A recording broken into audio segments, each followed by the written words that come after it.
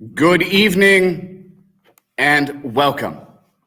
My name is Rabbi Matthew Durbin, and it is my great honor and privilege and pleasure to welcome you to tonight's event at the Rappaport Center here at Temple Beit HaYam on the Florida's Treasure Coast.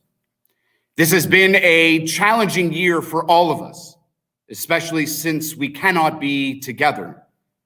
And I thank you for joining us virtually as we listen to a stellar panel who bring with them a wealth of experience and knowledge for an important topic which benefits from further exploration and discussion. I'd like to thank our co-sponsors tonight, the Treasure Coast newspapers, TCPalm, Stewart News editor Adam Neal, and all of our reporters.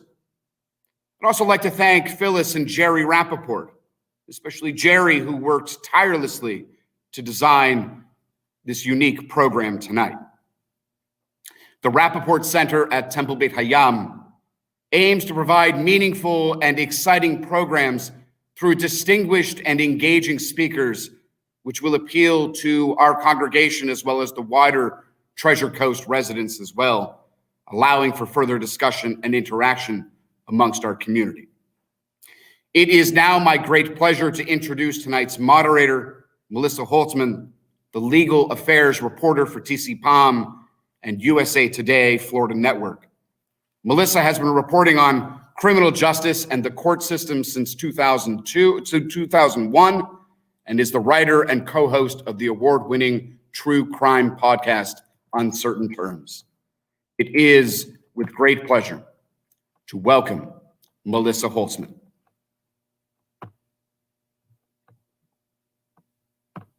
To be moderating this event this evening. And in our criminal justice system, we have professionals in law enforcement, the courts, and corrections, all working together to identify, prosecute, and punish illegal behavior. That's the purpose of a criminal justice system, ideally administered in a manner that is equitable and fair to everyone. But yet we can all cite examples that we know of times and when dispensing equitable justice, regardless of wealth, race, ethnicity, or upbringing, has failed both adults and juveniles once they get caught up in the system. Now today there's a really dramatic shift in thinking about criminal justice reform and how best to reform such a complex system. Reforms surrounding sentencing, incarceration, even who is arrested and what they're charged with is a big part of the discussion that's driving policy debates today nationwide. And tonight, all of that is on the table for the next 90 minutes with 4 really dynamic speakers. All of these people are professionals that live and work in the world of criminal justice every single day. And it's really an honor to have them here with us tonight. Now, if any of you in the audience that are watching, if you have a comment and you'd like to ask it in real time, you can submit it in the comment section in our YouTube or Facebook live streams. And hopefully we can get to them tonight. We have some questions we've already gotten from the audience that we're incorporating it. Now let's welcome our panel. And I'd like to start first with our out-of-state guest from Massachusetts, Suffolk County District Attorney Rachel Rollins. Now, Rachel Rollins is the Chief Law Enforcement Officer for Boston, Chelsea, Revere, and Winthrop, Massachusetts. I'm not going to ask you what the temperature is there, but I can tell you, I wish you were here with us in person because it's warmer here. Anyway, she took office in January of 2019, and she was the first woman ever elected as District Attorney for Suffolk County. She's also the first woman of color to hold this position in Massachusetts. So welcome to our panel tonight. We have with us also Public Defender Diamond Litty. Now, Ms. Litty has been in office since 1992, and she just began her 8th term in office in January when she did not draw a challenger in last year's election. Her office represents indigent clients that are facing criminal charges in the 19th Judicial Circuit, which is along Florida's central east coast of Okeechobee, Indian River, St. Lucie, and Martin counties. We also have with us this evening State Attorney Tom Bakkedahl. Now, Tom Bakkedahl is coming up on 30 years as a prosecutor in this office. He was just elected as state attorney and sworn in on January 5th during a very socially distanced event that I covered for TCPalm. And it's only the third time in 4 decades that voters here have elected a new state attorney for this 4 county circuit. And welcome to Martin County Sheriff William Snyder. William Snyder has been our sheriff since 2012. You two were just elected last year for your 3rd term with no challengers. You have a 35-year law enforcement career, which also includes 6 years as serving as a state representative for House District 82, which includes the city of Stewart, where I'm speaking to you here. So we have both a former lawmaker and a current sheriff in William Snyder, so he comes with a wealth of information. Now, what I'd like to do is start us off with a set of questions that I'd like all of you to respond to before we start kind of getting into some more specifics, because I think each of us come from a different place when you just hear the term criminal justice reform. So I'd like us to start very broadly. And DA Rollins, I'd like you to go first, if you would, please. When you hear the phrase criminal justice reform, what does that mean to you? Well, what it means to me is trying to look at data and evidence and see if the way that we've been policing, prosecuting, and sentencing has actually worked with respect to recidivism in certain crimes. That's one. I think 2, criminal justice reform looks at potentially having different people sitting at the table when decisions are made. And that table, many of these exceptional people have sat in different chairs at the table, whether it's in the legislature, whether it's in law enforcement on the prosecutorial or prosecutorial side, whether it's as a public defender or federal defender. And I think what we're seeing now is, you mentioned I'm the first woman in since 1806, when my office was started, that has had the pleasure of being, or the honor of being, elected district attorney. So I think we're hearing some different voices. Those are 2 things that I would say, I think, when I hear the word criminal justice reform, that's what I think about. Thank you to go next, if you would, please. When you hear the term criminal justice reform, what does it mean to you?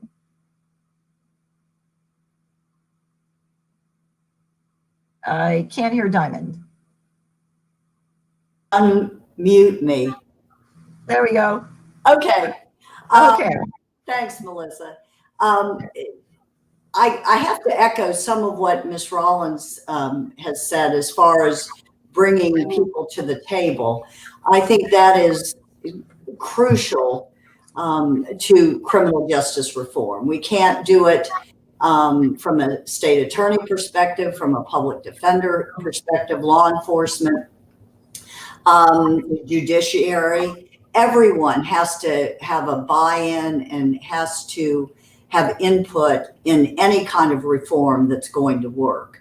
The beautiful thing that I have to point out, and I try to really every speech I make or presentation I do, it is to be so proud of the 19th Judicial Circuit, in the sense that we bring people to the table here better than any place else that I have ever seen.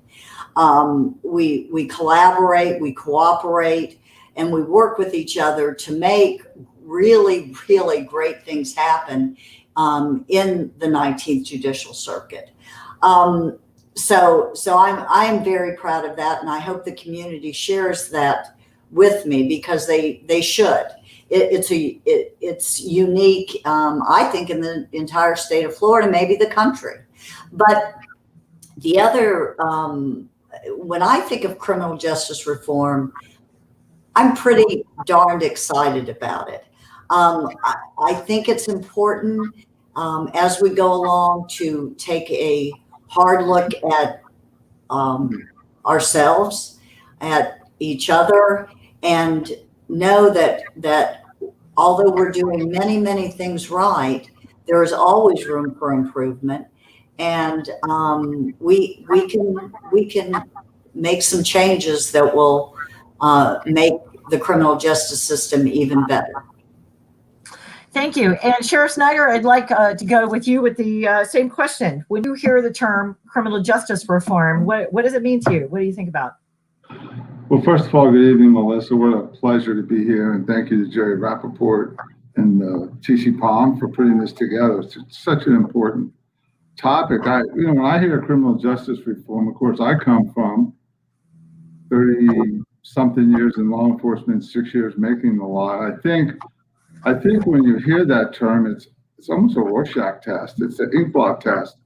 Everybody sees something differently. I've spent so many years trying to set situations right when someone's been the victim of a robbery, a rape, a burglary, somebody's lost property, lost a child. And so when I see that term, when I hear that term, I think, is there some way we can make the system better for victims? And yes, there are clearly instances where people go into the system and they're not treated fairly. I don't think any system made by man can be 100% perfect. So I would advocate with those who think we can make it better, but I would also say that we can't take our eye off the victims, because at the end of the day, the entire system is meant to bring justice to those that have been offended against. And Mr. Bakkedahl, I'd like you to pick up on that. I have a feeling that you might echo a little bit of what Sheriff Snyder is saying. When you hear the phrase criminal justice reform, what does it mean to you? Well, first of all, I want to echo what the sheriff said, and thanking you all for putting on this program. I want to thank Mr. Rappaport. I want to thank Rabbi Durbin, and I want to thank the Beit HaYam Temple. I think, in this day and age, in light of what's transpiring in this nation, this is probably one of the most important conversations we can have. I think we're at a true crossroads. I don't want to overstate my case, but I think, whether you want to call it a constitutional crisis or significant questions being asked about the rule of law, we need to have open, honest dialogue.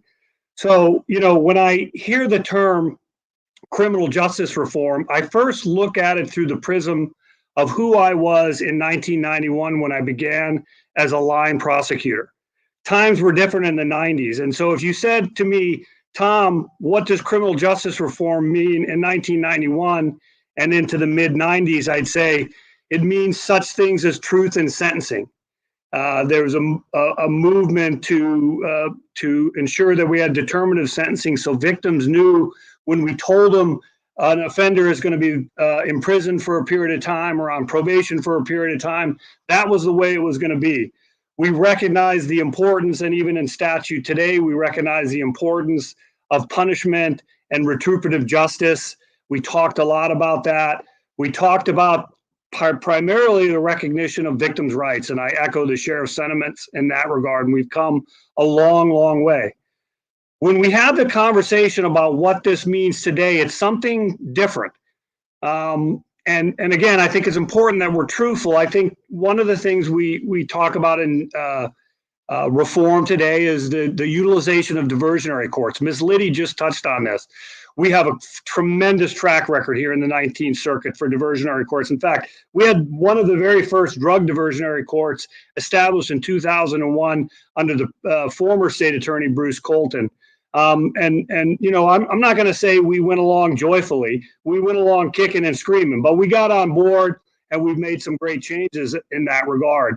There are allegations of over-incarceration, mass incarceration of nonviolent drug offenders.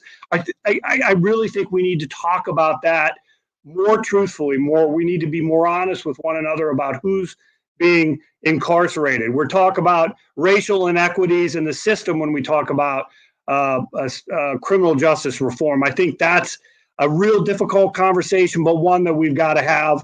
We're talking about now decriminalization, legalization. That's a big topic, how we as prosecutors are involved in that versus whether or not that should be a legislative process. And we're even talking now about things such as defunding law enforcement or fund shifts from law enforcement to social service providers, and all of these things are extremely difficult topics, but topics I think we need to address, and that's why I'm really happy that you guys put this together. Well, thank you for that. You just said a mouthful, for sure. Now, Rollins, I'd like to circle back with you. And truth be known, I took this question from a forum that I watched of yours several months ago that was held up in Boston. And it's a broad question, but I thought that it elicited some really interesting answers. And again, what sort of things should we be doing to keep people out of the criminal justice system? So I think actually the sheriff and the state's attorney and I would agree that people, or maybe we won't, but let me say, people come into contact with our system.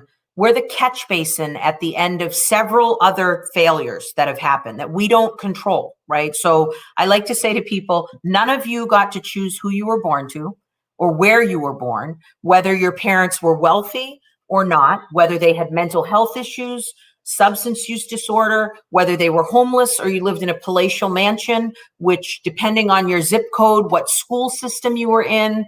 I'm not in Florida right now, but I can tell you in Massachusetts, there are some very affluent places and other places where, depending on where you live, your school system is failing. You have higher rates of COPD and asthma because Logan Airport is flying planes right through your town. There's bridges with emissions and toxins.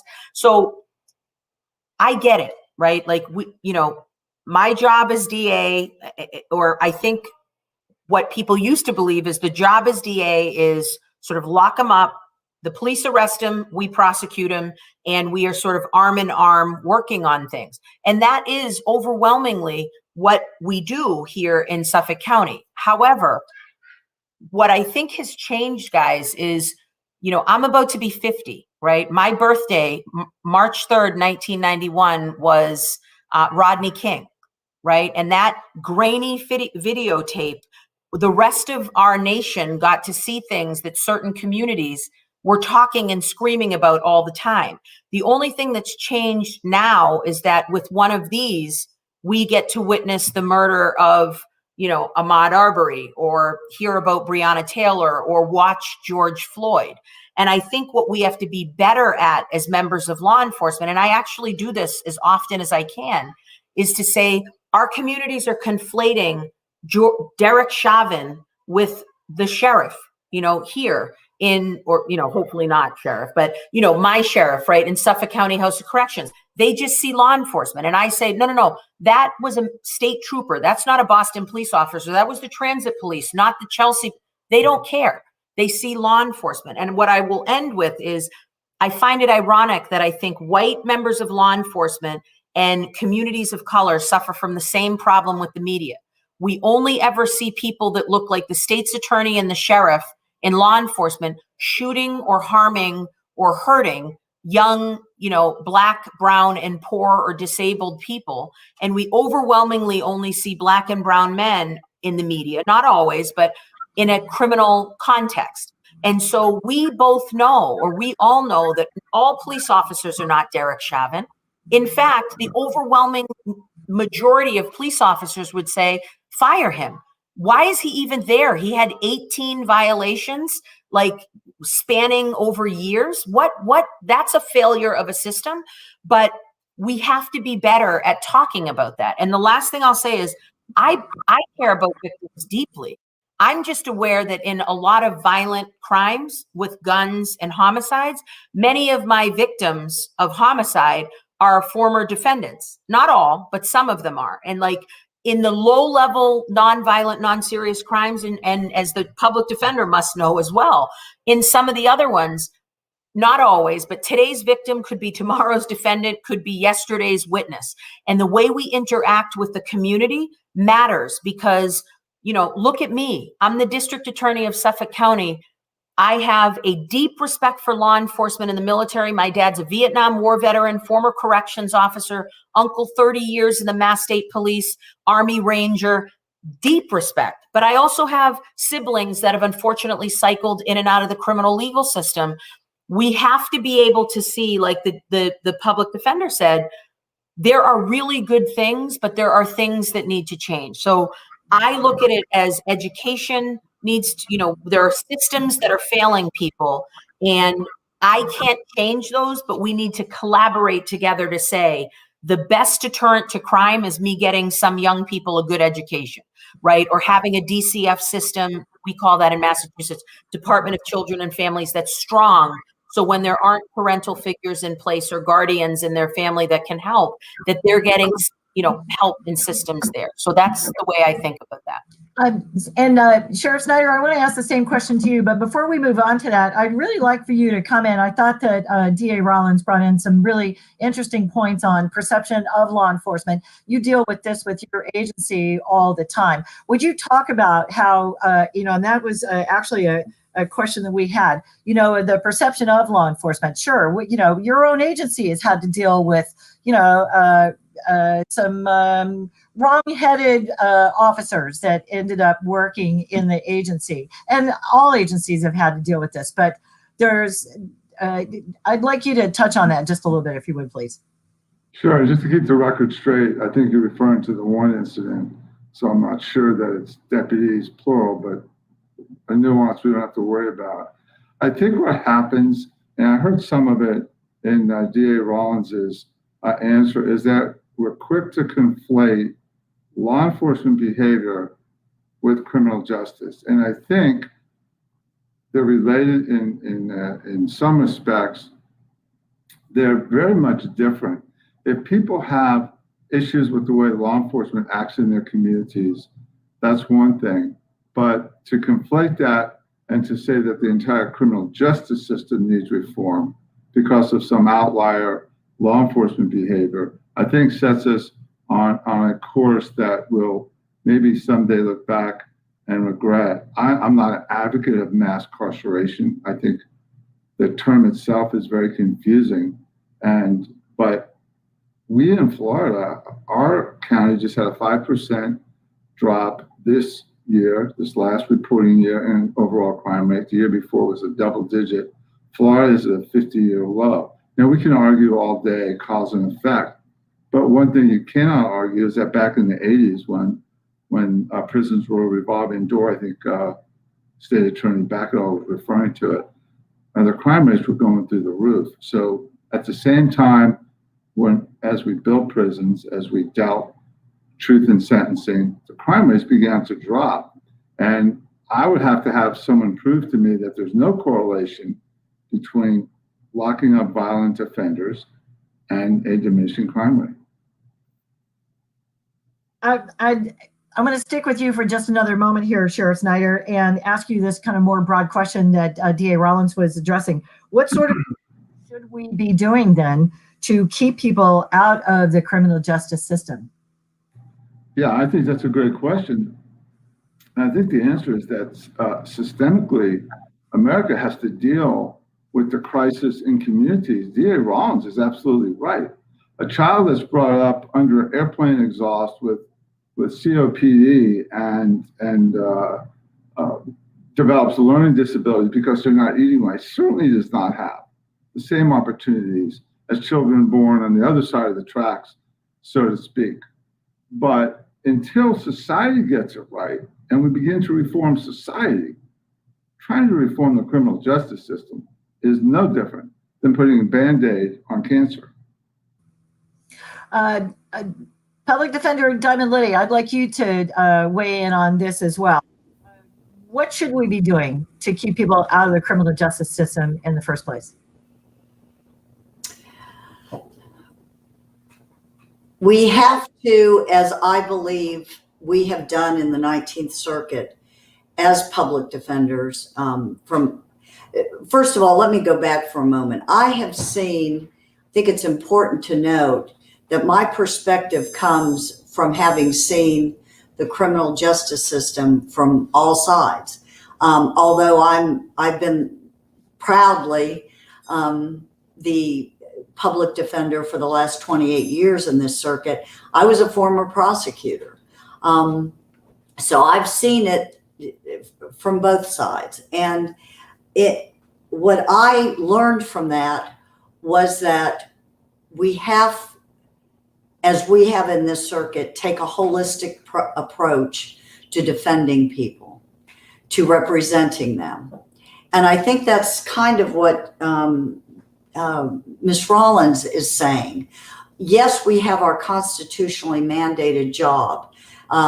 In her scenario, obviously, to prosecute people who break the law. In my scenario, we have to represent people who are accused of crimes, who can't afford a private lawyer. But if we don't take a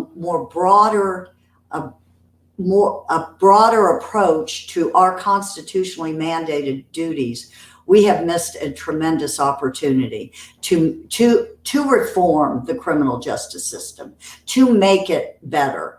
And that is what I believe we need to do.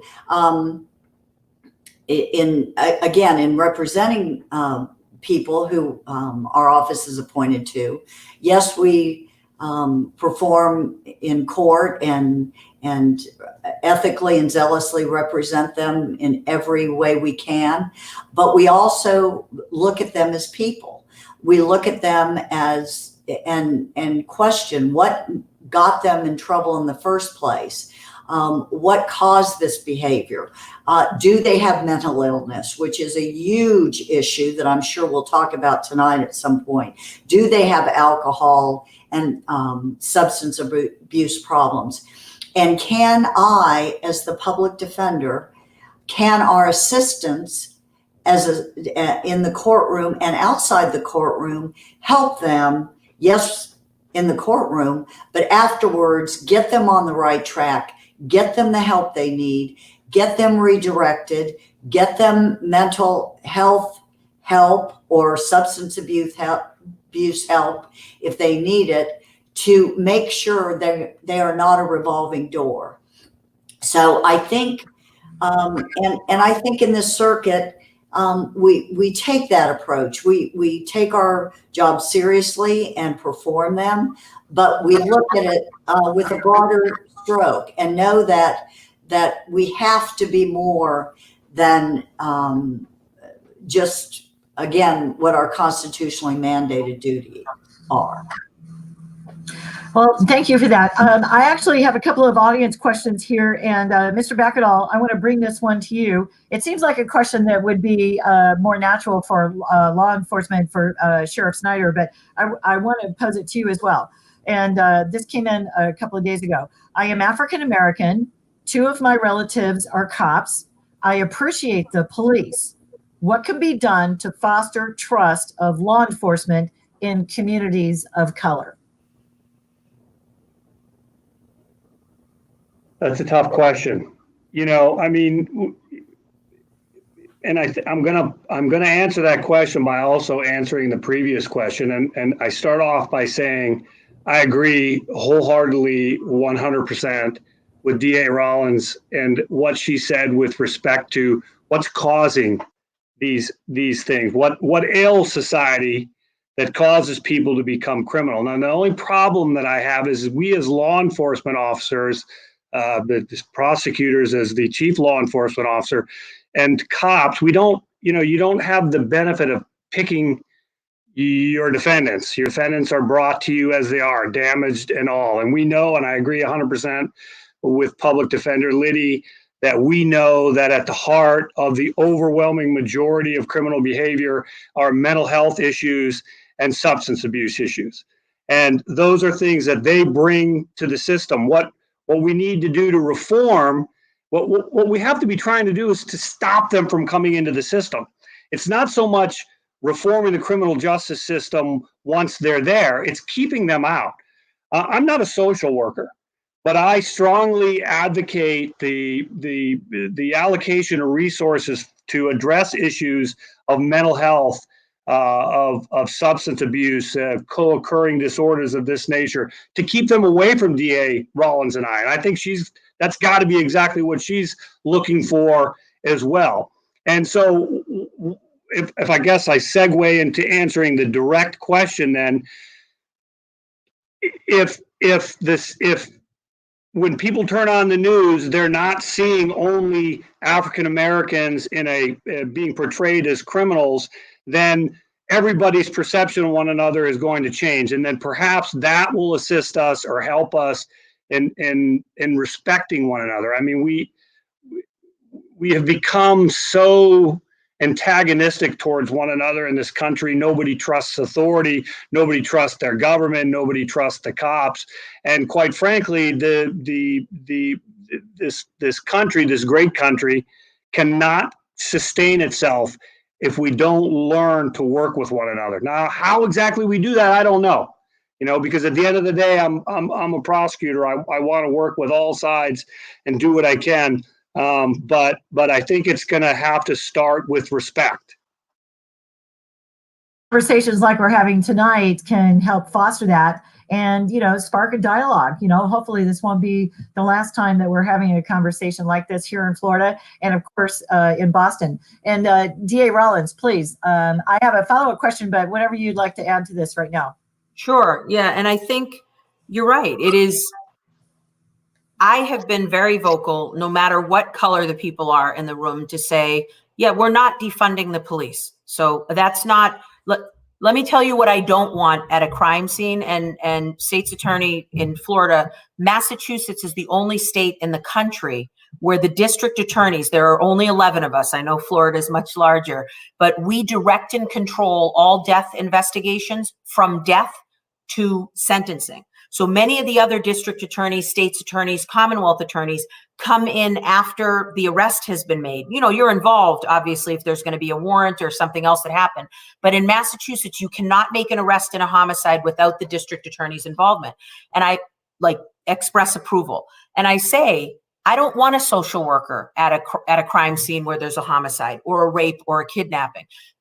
Might we need to think about that? Maybe if a family member calls and says, my brother is on the spectrum, he's having an episode, maybe that is the call. So I need to be very clear. I do believe we absolutely need law enforcement. I also believe, though, that we need to, have some tough conversations about, are there residency requirements for law enforcement, right? How much do the members of law enforcement know the communities that they are policing? And how culturally competent are they, right? Because if I have implicit bias, 100% I do. I admit we all do, right? If I come to a situation and believe hypothetically that, we've seen a couple of cases in Boston. Well, I was in Roxbury. And so therefore, I knew that this was likely a whatever, that was the statement the officer made. Well, it's like, well, every member of Roxbury isn't a criminal.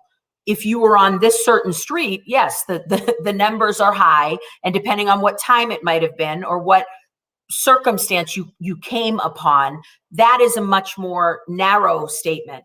But I think with respect to law enforcement, we need to start having the rest of our government better reflect the community that it serves. And I need to be clear. There are some people that are incredibly culturally competent that might not represent or look like or be from those communities. I think we need to be speaking the languages and English, of course, but if we have a Vietnamese community or a really large population there in certain parts, or, Latinx or what have you, are we able to communicate with those communities, right? Because it's not just that they're criminals, they're also helping us solve the crimes.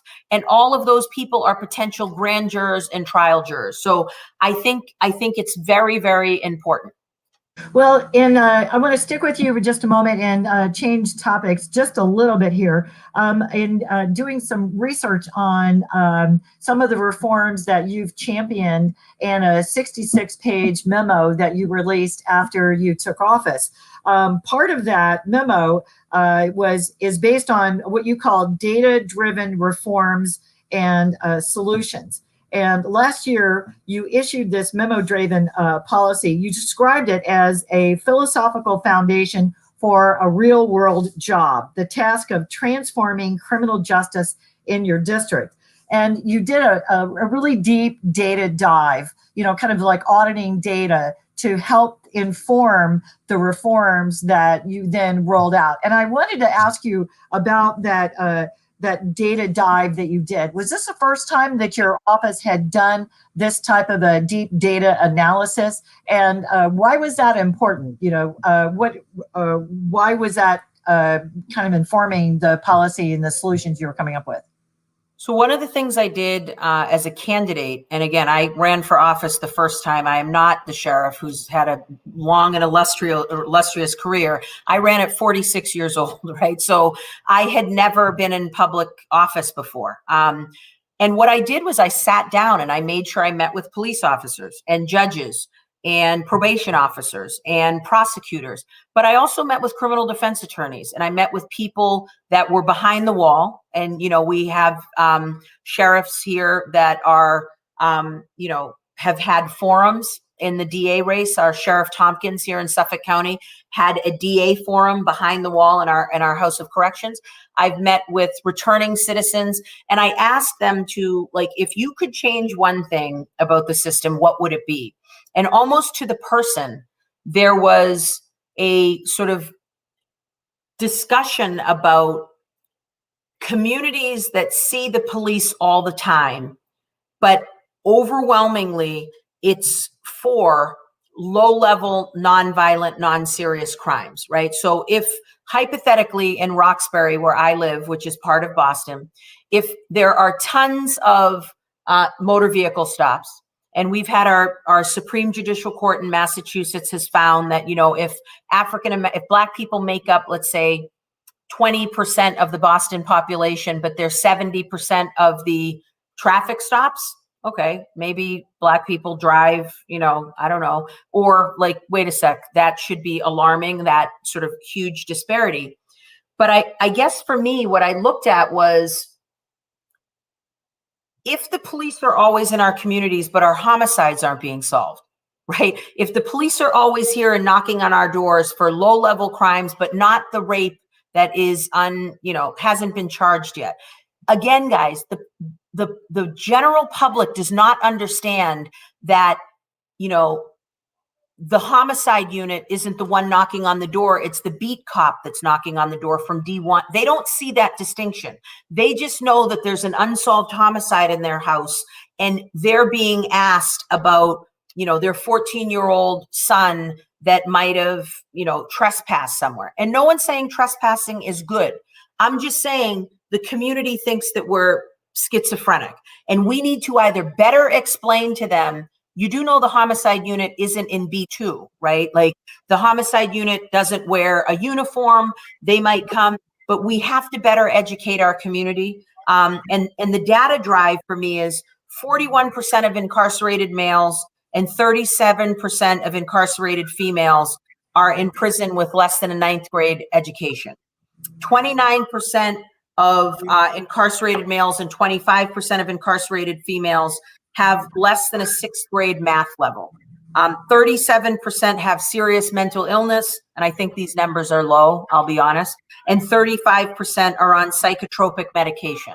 So when we look at this and say, nobody's saying they get a free pass. I'm just saying, if you have a substance use disorder and you're duly diagnosed with a DSM-5, bipolar disorder, yeah, I can send you to the sheriff, but I would like better to send you to a place where we're going to get to the root cause of the problem, as long as you aren't harming the community or violent. So that's what the memo is about. I don't think many people had looked at the data before, and we're trying to do that a lot better this time. Well, thank you for that, because I had a feeling that that was something that was very important with how you were informing the policies that you were rolling out. And along the same line, Sheriff Snyder, I really wanted to ask you about this, both of wearing your hat as sheriff and as a former lawmaker. What do you think of this idea of having this data-driven policies? How important is it to be tracking this kind of demographic, percentage of low-level crimes versus, other categories of crime, and how many people are being prosecuted versus, charges being dropped, just all the data that goes into criminal justice. What are your thoughts on that? Well, look, I think the more we know, the better. I think data is data. If it takes you in a direction that might lead towards a better system, then we should follow it. I'm taken with this constant, and dear Rollins, I say this humbly and with respect to your position, but there is another side of this nonviolent crime that people talk about all the time. Yes, the 14 or 15-year-old who's brought home for trespassing may be alarming to a family who knows there's an unsolved homicide. But I will tell you that if you're the shop owner who cannot do business because there's 5 or 10, 15-year-olds chronically in the front of their business, obstructing people from going in, he's called the police repeatedly in Roxbury or whatever jurisdiction. And the response can either be let's move these children along, let's get them home, let's stop skateboarding in front or stop annoying customers. Or they could just say, no, that's a low-level crime. Let's not bother with that. Let's let the business owner deal with it until finally the business owner is violence or goes out of business or whatever anecdotal stab you want to take at the outcome. So this whole concept about low-level crime and nonviolent crime, it just depends who's the victim of it and what is the impact on society. I'll close with this on that. We have an absolutely catastrophic increase in homicides in jurisdictions throughout the United States. Some of that is the effect of the high brushback pitch that law enforcement feels in the current day and age with the cell phone and with the chronic constant attention from the media. There are whole jurisdictions, and I know cops, I've been one since 1973. There are jurisdictions that are just going, look, leave me alone. I'll handle my call and I'll go home. And they're not getting involved in the low-level quality of life issues that demoralize and destroy neighborhoods every bit as much as homicide rates. Ms. Rollins, would you like to respond to Sheriff Snyder? Yeah, sure. I mean, agreed, right? So it's easy to talk in theory about like a trespass until it's somebody in front of your grandmother's house, right? Or, oh, well, it was just, we have an area, and I hope Florida does not have this, but we have an area in Suffolk County, it's Mass Ave and Melnia Cass, which is essentially, if you've ever seen The Wire, it's Amsterdam in The Wire, right? If you've seen it, it is literally an open, almost drug market, right? Like it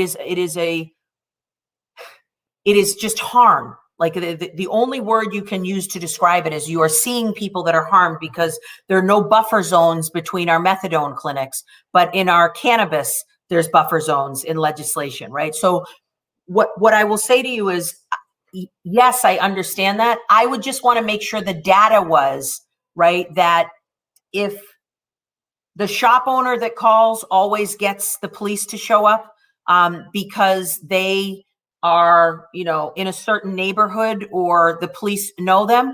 Data informs it if the calls are not being returned from a certain community about violence, right? And all I'm saying, Sheriff, is yes, if I had unlimited resources, I would be looking at all these problems the same, right? Maybe. But when I have to choose between solving a homicide or prosecuting a trespass, I'm not saying you get away with the trespass. I'm just saying, can we think about, either civil stay away order, or can we think about, some sort of wraparound services or program for these 13, 14. In Massachusetts, you can't enter our criminal legal system until 12, right? But, can we think about some other way before branding them with the criminal record of handling it? And some circumstances, Sheriff, I'm telling you, the answer is going to be no. We can't, right? Because either it's not a trespass, it's a gun, right? Or it's a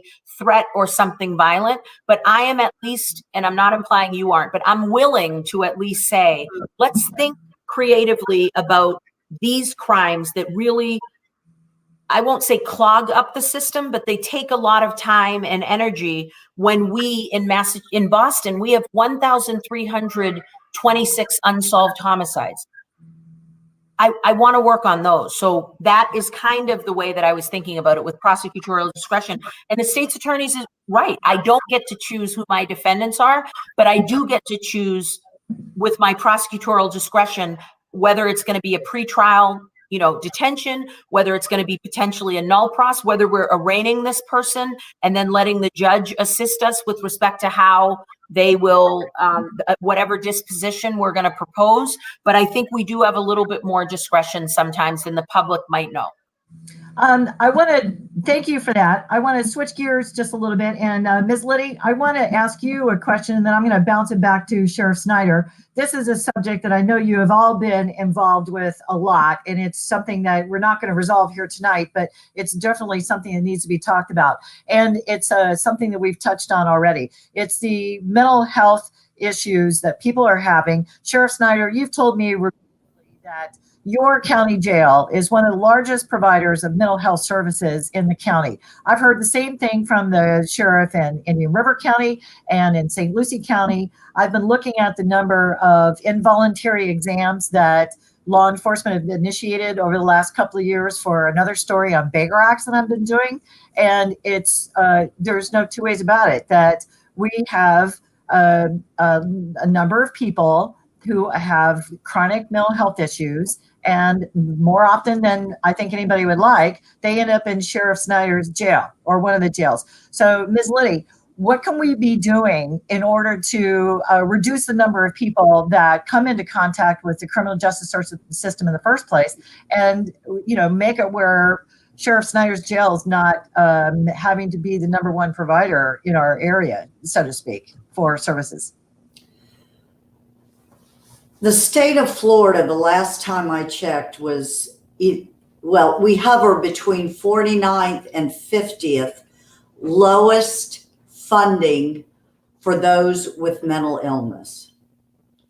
We have been woefully inadequate in our funding to help those who are truly mentally ill. Not a defense tactic, not something that we throw out without reason.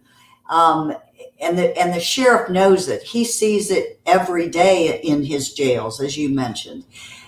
People on psychotropic drugs, people, and it costs millions of dollars to give these people the medication they need, to house them, when there should be an appropriate placement in our communities, in the state of Florida, to place them other than the county jail. No, not law enforcement. No one wants to see that. It's a travesty. We have in this circuit, thank goodness, devoted a lot of time, money, and energy to our diversion courts. I think Mr. Bakkedahl touched on it briefly, but I don't believe the community knows the magnitude and the success of these courts. And for those who are watching, diversion, when someone gets arrested for a low-level minor crime, they, rather than going to jail, if they have mental illness, for example, or if they have addiction problems, they can be diverted to our court system, which is much more rigorous than the standard court, with probation and fines and all of that, and accomplish nothing. Yes, they punish the person for committing the crime, and that's a good thing. But have we done anything to help them so they are not back within the system time and time again? Diversion courts do exactly that. Those who qualify, and everyone has to agree, this isn't the public defender standing up and saying, I want this person in diversion court, and the victim doesn't have an input, the state attorney. No, everyone agrees, And then we all, as I talked about earlier, work together to help this person be successful.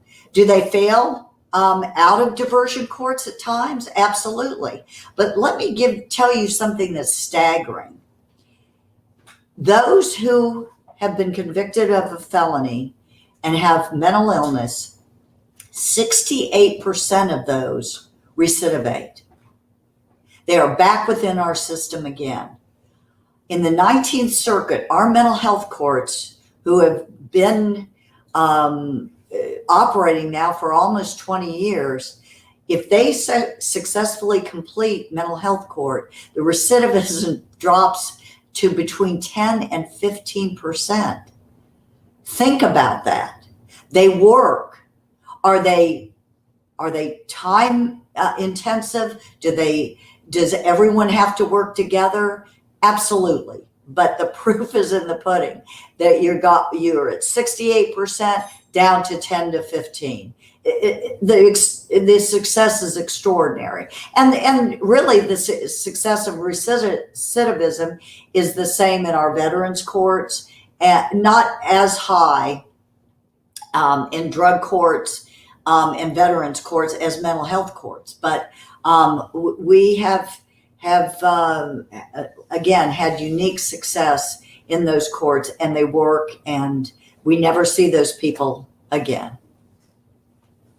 Ms. Litty, you and I've written about mental health court. I've attended graduations for drug court, and that has been very successful here. And yet you're talking about people that actually come into contact with the criminal justice system for whatever reason, whether it was a low-level crime that was committed.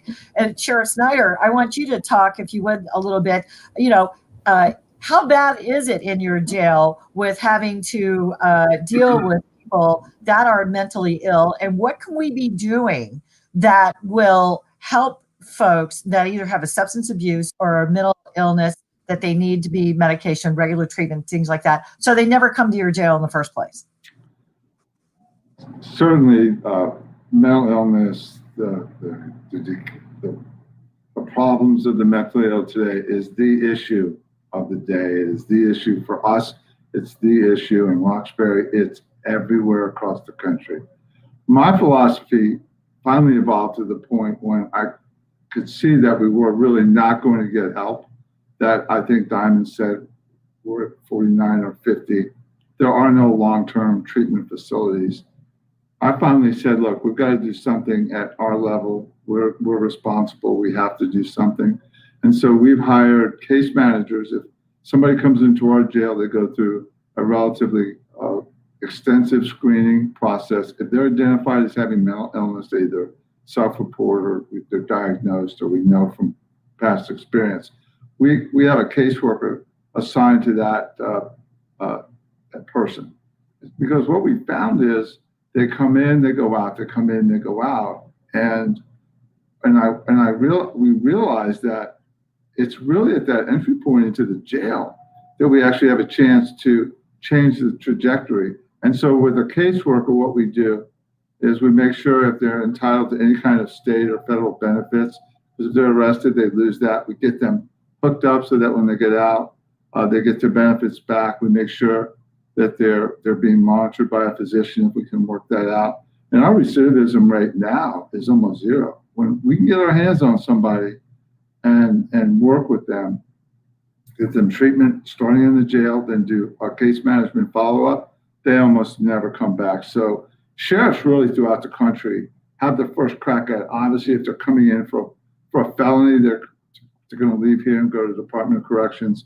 There's not that much I can do. So entry level, they're just getting in trouble with the system. Their mental illness has gotten them arrested for something that we can work with, that Mr. Bakkedahl can work with. We have a lot of success with that. Mr. Bakkedahl, I want to go to you with a question related to this, and then I have another question that's kind of change topics a little bit. Ms. Litty started talking about this, and it seems like all the years that I've been talking about really good solutions for mental health services, it always comes down to money. It comes down to the will to put the money where it belongs in enough at a time that it can be effective. And we seem to, be falling down on that. What do you think, Mr. Bakkedahl, can be done to convince lawmakers, stakeholders, whoever's got the purse strings to spend more money? We can't hear you. I think you need to unmute yourself. Can you hear me? Yeah, I can hear you. Yeah, I mean, I think it's pretty obvious. We've been sitting here talking about it for 55 minutes. So if the legislatures can't pick up on what we're laying down, then there's a real disconnect here. But I got to circle back. I thought I wasn't feeling the love here. I thought I got left out. I got to circle back to a conversation that DA Rollins and the sheriff were having about these quality of life crimes. And I wholeheartedly, people who live in our depressed communities, our more difficult communities, are entitled to an equal quality of life as those in our wealthy communities. Here's what is greatly concerning to me and gives me raises significant questions in my mind. DA Rollins discussed prosecutorial discretion. What I'm seeing across the country from east to west coast now is an abdication of discretion where prosecutors are taking it upon themselves. I took an oath on January 5th. It's only been a little over a month now. And I took an oath to uphold the Constitution, the supreme law of the land, and to faithfully execute the laws. Now, I totally agree with DA Rollins. There's a lot of laws on the books that I probably think don't necessarily need to be enforced, aren't worth the paper that they're written on. But in the constitutional democracy that we live in, I represent the executive branch. I execute the laws. I don't write the laws. It's the responsibility, in my opinion, that the legislatures, if they want us to, we've got legalized marijuana across the country. If that's what the voters want, if that's what their elected representatives want, then fine. We don't have to waste our time with those charges anymore. But those are decisions that have to be made at a different level. I feel very uncomfortable taking a blanket position. And in fact, we had this issue arise in the state of Florida where an elected state attorney decided not to exercise her discretion. And the Florida Supreme Court came back and said, look, if that's the case, then you're not capable of handling these particular types of cases. So that's kind of my long way of answering the question, Melissa, which is this is the legislature's job. Just like I think it's society's job to keep people out of the jail, mental health, people with mental health issues, drug abuse issues, we should have more treatment before they come to the sheriff's jail. The sheriff should not be the primary mental health provider in Martin County. That's outrageous. The legislature has got to be aware that there's a much more efficient and effective way to handle these types of issues outside of the criminal justice system. That's the key to me. That we have to keep them out of the criminal justice system, not as much as what do we do with them when we get them in the criminal justice system. Well, thank you for that, Rollins. Most certainly, yeah. I'd like you to respond. I mean, I guess I would just say, if we had a situation where, police use their discretion every day. They decide, if any of you have ever been pulled over speeding and they say, slow down and let you go. If we see a problem, my point is simply that, in Massachusetts, we've seen exorbitantly high disparities in who gets pulled over for certain things and why. And now that is why, again, our legislature has finally caught up and said we're keeping racial data with respect to stops and who's stopped and what's happening. But I just think, for me, there has to be a level of inquiry where I don't rubber stamp at all what the police do. I have to stand up with my bar license. And by the way, Massachusetts is only one of 4 states that our police aren't licensed. We just passed legislation. They finally will be. But, I think this is the importance of different people being at the table, right? I was very honest about who I was going to be when I ran for office. And the people of Suffolk County are very excited about what I'm proposing because I won with 82% of the vote while putting up my policies and saying this is what I was going to do. And the police were very, very actively involved in my campaign, the problem is, State's Attorney, none of them live in Suffolk County, which sort of goes back to see my first point, right? You are policing us, you are prosecuting us, overwhelmingly certain communities that you aren't a member of, you aren't reaching out to, not you yourself, sir, but I'm talking about one, is not, reflected in your office. I look, and I don't know about Florida, and I know Aramis Amala quite well, but, for me, I just think it goes back to the point of we have to start speaking more to each other, because if the community doesn't understand what the state's attorney does or what the district attorney's office does, and overwhelmingly the state's attorney's office doesn't reflect the community, that most often comes in contact or needs a public defender. I'm not talking about wealthy people that murder in Florida that are able to hire, whomever, right? Barry Scheck or whomever, right? I'm talking about the ones that need public defenders. What are the language capabilities of the people in the sheriff's office?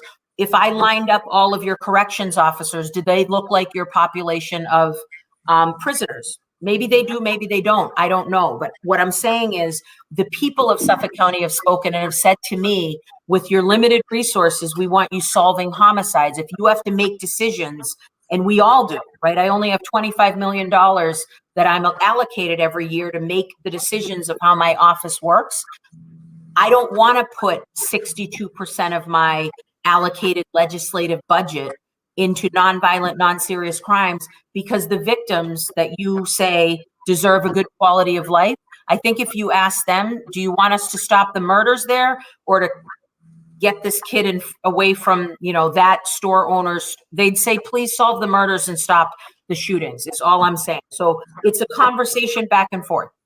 Well, and along that line, Ms. Litty, I'd like you to jump in here because, this is an important conversation for the clients that your office faces too, because, you represent clients from low level to the top. So what about this idea of, whose responsibility is the legislature, or, when you see things out of kilter, that take more of a discretionary look at this?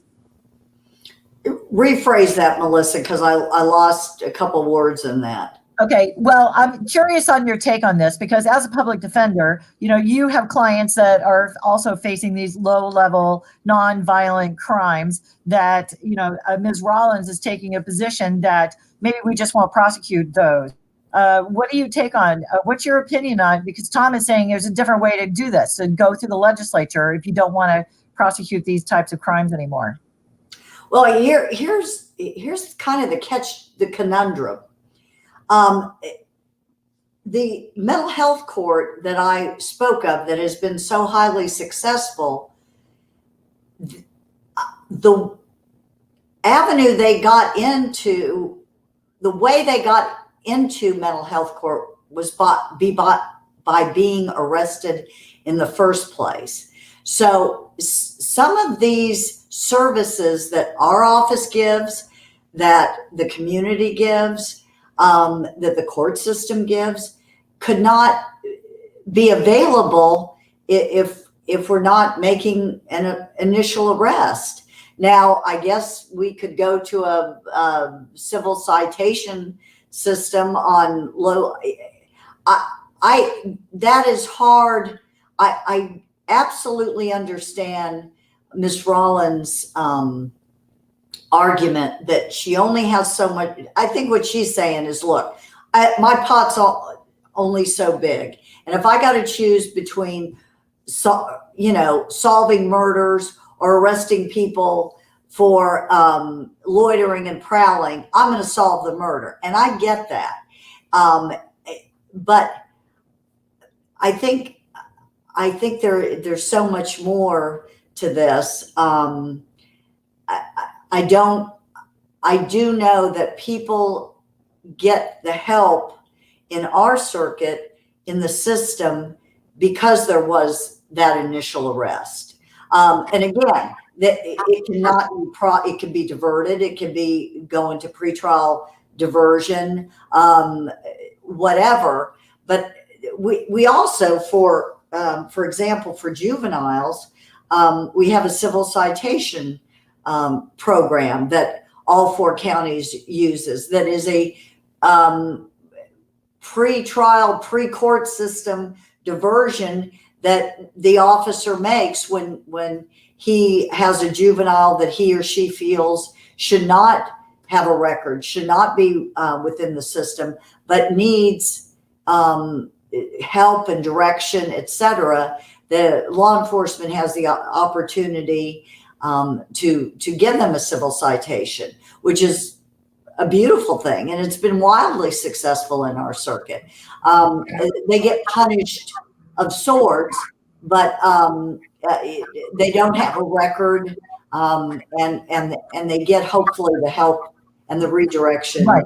It's not pushing them deeper into the criminal justice system. In fact, Ms. Litty, I'm going to stick with you for just a moment because Sure. we had a question come in from someone at the Temple. What are some of the community programs that either the sheriff or the public defender has in place in our jurisdiction to help with youth who may be wayward or headed for a prison system as viewed by some people? Where can these youth turn to change their path?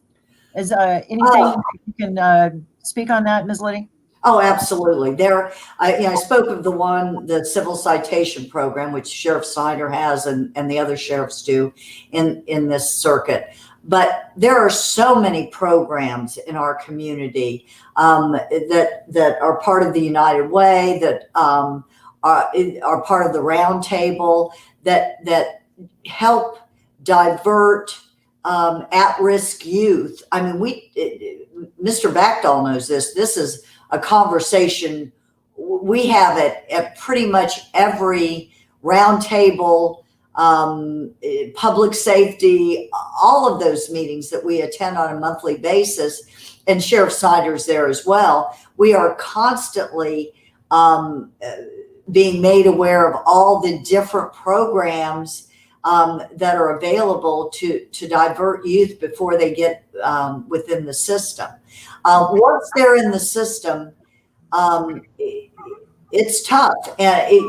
Years ago, a juvenile arrest and conviction was not something that followed you for the rest of your life, but it is now. And so we have to take it very, very seriously. We, as I mentioned earlier, we in the Public Defender's Office have many programs, not only for youth, but for adults, not only while they are incarcerated in the county jail, but once upon release, they're known as our reentry programs, so that they can get help and direction and jobs and education and housing and alcohol and substance abuse help once they're released. And so again, they're not back within the system time and time again. This community, mental health, we are, as I said earlier, woefully inadequate on, but diverting youth and having programs available to help toward that end, there are a lot of. So would you suggest, say, if a parent is reaching out, talk to United Way or someone at county public services to get, a guide or how to get started on finding out? Oh, absolutely. Or call our office. We have a directory. We can direct them to all sorts of programs within the 19th Circuit. Happy to help them. And we're going to switch gears again. We've got some questions coming in. So this isn't exactly a lightning round, but I see that we are getting a little pressed for time, and I want to address as many questions as we can that are coming in. So Mr. Bakkedahl, I'm going to put this one to you first. This has to do with kind of the sentencing reform, if you will, having to do with gain time. And you talked about this briefly in the beginning of our conversation. Back in the 80s and 90s, there was a trend in Florida where due to gain time rules, you could get out substantially earlier than the sentence that you originally received. So Florida changed the rules, and it said that you must do 85% of your sentence before you can start being considered for release. Okay, and I've been doing a little research. There's a group out here called the Florida Campaign for Criminal.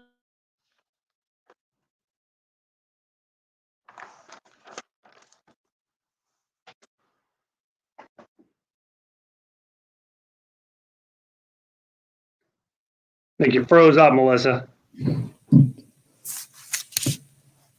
So hi, folks. I'm Hugo Adelenghi. I'm here as part of the team. And Mr. Bakkedahl, I think you probably guessed where her question was going. Well, why don't you go ahead and answer that? Yeah, I will. And I think DA Rollins has probably been in office long enough to, and as a prosecutor, has had the unfortunate experience to sit down with a mother of a murder victim and discuss with her the process. And as a case progresses through the criminal justice system, many things happen. And on occasion, 98% of the time, a case is resolved. And we say to the mother of that victim, listen, ma'am, what we can tell you is the murderer of your child is going to get a determinate period of time in the Department of Corrections, 85% of which we guarantee you he will do. And now we've had the unfortunate experience of having to pick up the phone, calling some of these folks back, and this is happening more in the juvenile resentencing realm, and tell these mothers, look, I know what I told you 25 years ago, that the murderer of your child was going to do 85% of the sentence, but they've changed the rules. And we've got to go in and do a resentencing. We've got to do this again. We've got to peel back the scab, open old wounds, and re-victimize the victim. I'm greatly, we want to talk about data. Let's talk about some data. When the Florida legislature passed the STOP Act, which stood for Stop Turning Out Criminals, very ingenious acronym, in 1997, all offenders had to do 85% of their prison sentence. And you know what happened over the period of time between 1998 and 2018? We had a 60% reduction. Now, this is data from the Florida Department of Corrections. We had a 60% reduction in the crime rate in the state of Florida. What's more amazing about that, in my humble opinion, is we did that when the population in the state of Florida increased by 40%. So truth in sentencing is I think it is a strong tool for law enforcement, for prosecutors, for justice, and for victims.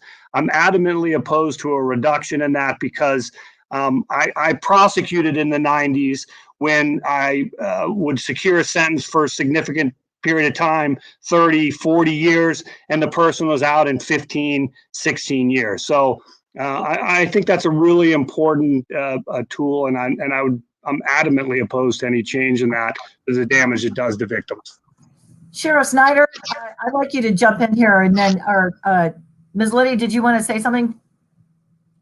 Don't mind, but add it into that figure. If we're going to talk about the data and give the viewers a fair picture, yes, that happened. There was a reduction in crime, et cetera, once they were doing 85% of their time. But it ignores the fact that during that same period, rehabilitative programs, things of that nature also came into the picture. So I don't think it's pure additional punishment or stricter punishment or harsher punishment that made crime go down. It was coupled with a trend towards believing that people can be rehabilitated, that we need to get them the help they need, and that has helped reduce recidivism as well. Sheriff Snyder, what do you think about this? I think that on some level, police reform, again in air quotes, sentencing reform, again in air quotes, because it means different things to different people, is the current shiny object after which people are running. We have a forest fire of crime and violence in some neighborhoods in this country. And it is not society's responsibility to step in and be the forgiving parent. it is society's responsibility to do the best it can to have peace and safety within every neighborhood, whether it's a higher class neighborhood or a more challenged neighborhood. And the idea that somehow we can reform this freight train that's running away from us by getting law enforcement to act better, which they should and can, or that we should do less mass incarceration, which I think is a good point. We should talk about it. That is not the answer. The answer, if you're looking for reform, stop using the term criminal justice reform and use the right term to fix the problem, and that would be societal reform. Until these neighborhoods, using their own creativity, ingenuity, and whatever help we can give them, we, the corporate, we of society through tax dollars, until those neighborhoods begin to self-police and to get back on track, we'll begin having the same conversation 20 years from now when we undo and decriminalize everything we can right now. 20 years from now, people are going to look back at us and say, they were mad. They were literally out of their minds, and look what's happened. Oh, fascinating. DA Rollins, I have a question that I'd like you to address. This is another one coming from, and it's kind of, I haven't heard a question quite like this before. It has to do with mental illness. What about having an interstate directory of the mentally ill so that if they get in trouble in one state, the data shows that what's wrong with them, and the departments would know that when they're dealing with this person, wouldn't it be more cost effective and safer for the parties involved? So it looks like an Yeah, I mean, for the mentally sure. ill. I think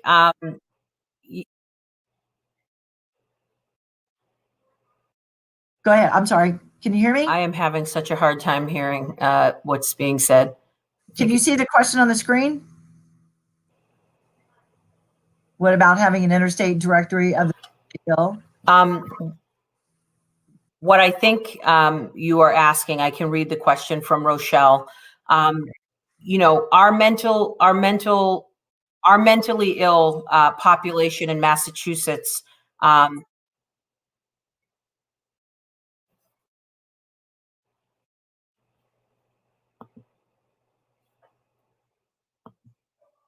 Can you hear me? Yeah, I can hear you. Can you? All right, good. So I think that there's many of the mentally ill, not all, that we are dealing with are not necessarily engaged in the violent and serious crimes. I mean, you know, trauma can, post-traumatic stress disorder or trauma can be considered a mental illness, of course, but you know, I'm open to many ways where law enforcement can share information, you know, regarding this population. I had said earlier, it is really sad that I think, you know, houses of corrections and Department of Corrections are the new, you know, asylums were never great, but are the new asylums, right? They are overwhelmingly riddled with individuals, certainly the House of Corrections, who are dual diagnosed, right, with respect to mental illness and a substance use disorder or some sort of food or housing insecurity issue there. So I don't know whether you're getting to the point that unfortunately in Massachusetts, about 50% of the people that come into contact with law enforcement and there's an officer involved shooting, you know, we had a few years where it was about 50% of the people were in a mental health crisis. So I do think it is important when we have situations, and I do agree with the sheriff, some of them are sensationalized, right? And they are, you know, put out there by the media to say, see, this is what happens. And they might only be 1 or 2% of what the encounters are. But I do think we have to have, and I think law enforcement has actually done a very good job on this. Certainly in Boston, the oldest police department in the United States of America, we do a lot with respect to de-escalation training, right? We do a lot with respect to having these officers who have to learn they have to learn lots of different things, but learning about mental illness, learning about physical impairments, right? If you're screaming at someone to do something and they're hearing impaired, or there's a cognitive impairment, they cannot literally comply with what it is that you're saying. Now, that's not every interaction, right? But I do think there are ways. I'm open to hearing whatever suggestions that the community has regarding how we can try to make it better. So, I appreciate you coming up with thoughtful things like that. I do think it's important, though, that, with respect to violent individuals, certainly that, Florida, if I go down to Florida for the weekend, that if I get arrested, there's the III system, right? That you'll be able to see that Rachel Rollins is a known violent, sex offender from Massachusetts, as opposed to just running the criminal record in the 19th judicial district and saying, nope, she apparently just moved here, she's fine. We need to know who people are moving across our state lines. Mental health is one of those reasons, but I'm more likely to be inclined to say, the violent offenders, the sexual assaults, the pedophiles, those are high risk areas that I'm going to want information shared across the state. So, States, Ms. Litty, plural. go ahead, Mr. Bakkedahl. Just kind of touching on that just real quickly. We've been talking or touching on data points and so forth, and we've talked about Ms. DA Rollins and I completely agree. We need to focus our attentions on our violent offenders. But an interesting statistic that was brought to my attention recently was, the misconception of the public is that we're locking up nonviolent first-time drug offenders. And you might be shocked to know that if you were convicted for possession of heroin in the state of Florida, you'd have to have 18 prior convictions before you qualify for a prison sentence, which I think may come as a surprise to many people. But more significantly, to touch on what DA Rollins is talking about, you have people in prison. The recent study indicates that the average person in prison on a drug possession offense has 18 prior convictions, 85% of which are either violent, forcible felonies, rape, robbery, murder, kidnapping, air piracy, what have you, or burglary, or a combination of both. So, we can't just look at that's kind of why I'm concerned about, not focusing on an offense that we might all say, well, it's a purely drug-related offense. This person isn't really a danger to the community, because the statistics are showing that the people in our prisons have a significant history of prior violent crimes, even for nonviolent drug offenses. I read one time in an article somewhere that it was said that a prison sentence is a lifetime achievement award in criminal reoffending, and I think that's accurate. I mean, we don't send first-time offenders to prison. Well, along that line, I want to kind of switch gears and talk about the very early stages of this. This is one last topic that I was really hoping that we could get to, and we do have just a couple of minutes left, because Ms. Rollins, you've done a lot of reforms on this, and this is something that I've talked to all of our other speakers about, and this is cash bail and pre-trial detention. And Ms. Litty, I'd like to start with you. How can our current bail system be more equitable for people facing a bond? In other words, do we have too many people in jail because they can't afford to pay? And what should we be doing about that? Well, sure. The good thing that has happened in this circuit is that we have instituted for countywide a pretrial release program that does help those who are poor get out of jail without having to post a bond. And that needs to be utilized more. There is a presumption of non-monetary release depending on the crime in the state of Florida. And that is something that oftentimes is overlooked. However, with the advent, prior to the advent of the pretrial release program, the courts did not have an alternative. But now they do, and they are utilizing it. And further, most recently, Chief Judge Merman has redone, if you will, the bond schedule and lowered many of the monetary amounts that must be posted to get out of jail. A minute and a half left. Sheriff Snyder, I'd like you to weigh in on this because, your jail is full of pretrial detainees and they might be there because they can't afford the bond. What do you think of the reforms that might be needed in this area? We're gung-ho on their pretrial release. I would much rather somebody be out of my jail on a low-level offense if they're not constantly reoffending. In COVID, I hate to even say this, was in some ways a blessing in disguise because we did learn that we could get people out faster. It has not affected our crime rate. And so we'll do everything we can to keep the mentally ill out and to get people that are in and can't afford bond out as soon as possible. And so far, it's a balanced approach, and I do think it's working. About a little less than a minute left, but I know that this presumption of release on your own recognizance is a big part of the reforms that you started when you got elected. How's that working out? Does that do the reforms that you're doing with no cash bonds, is that seem to be working in your district? Or are you moving in that direction successfully? I'm sorry, can you hear me, D.A. Rollins? I don't think she can hear me. Can the rest of you hear me?